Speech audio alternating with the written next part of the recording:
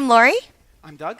And this is Level 3, Week 4 of Better Together, the October 2017 Wednesday Night Hop class on partnership. So in this, we ask the follows to be really actively engaged and think about, how do I know I'm being led to XYZ? So we did some, the first thing that we did was a tuck turn, a tuck double turn. A tuck double turn in 8 counts. 1, 2, 3, 4, 5, 6, 7, 8, or 1, 2, 3, 4, 5, 6, 7, 8.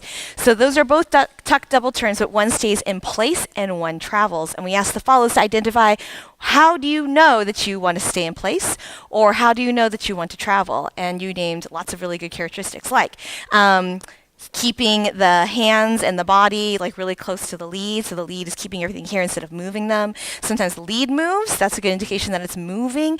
Being given the momentum before you even start turning to like go down that line versus staying in place. Also, those turns in place tend to be a little bit more rotational than turns down the line, since you don't have that movement to pick up some of the yeah.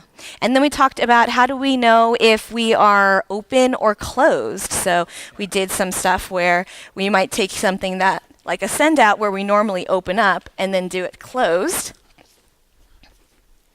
Right? That's a closed send out, basically. Or something that we maybe always did in close, like a Lindy circle, do-wa, shoop-be-da, shoo-wa, shoop-be-da, and then turn into something that you can do completely open. Right. So 1, 2, 3, 4, 5, 6, 7, 8, right? And then we ask the follows, how do you know whether or not you want to be enclosed or open? And we talked about like the obvious one, which was the hand on the back, but also being closer, asking for that momentum to come through and into the lead. yeah, something we didn't like actually talk about, but is very true, is there's a lot of body language leads can say that says, like, I don't want to be enclosed versus I do want to be enclosed. So that can also be an indicator. And staying open, not connecting with the hand, but also we're usually pretty relaxed when we're in open positions, so that we can create space. But also, if you're on like a momentum that might bring you close to one another, the lead might frame up to keep distance between the two of you. So we're using that connection to sort of like keep the status quo or change the status quo. And then we did a creativity exercise where we said, okay, what if we took like these 3 characteristics, such as, are we turning or not turning? Are we going down the line, or are we staying in place? And are we in open or closed position? And then we took a 6 count move and used all 3 of those characteristics in either the 1-2 spot, or the 3-4 spot, or the 5-6 spot. So you basically ended up creating 3 different 6 count moves where you had to use those characteristics in each of those slots. Yeah.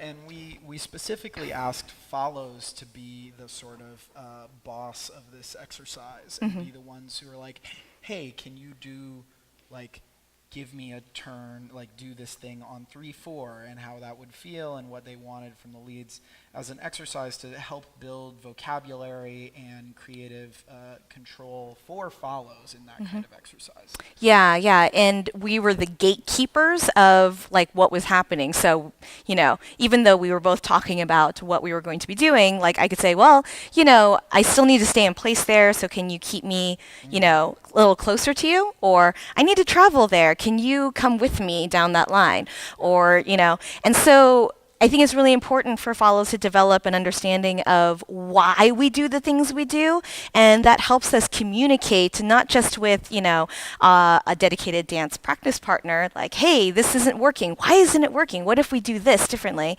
But with your friends, right?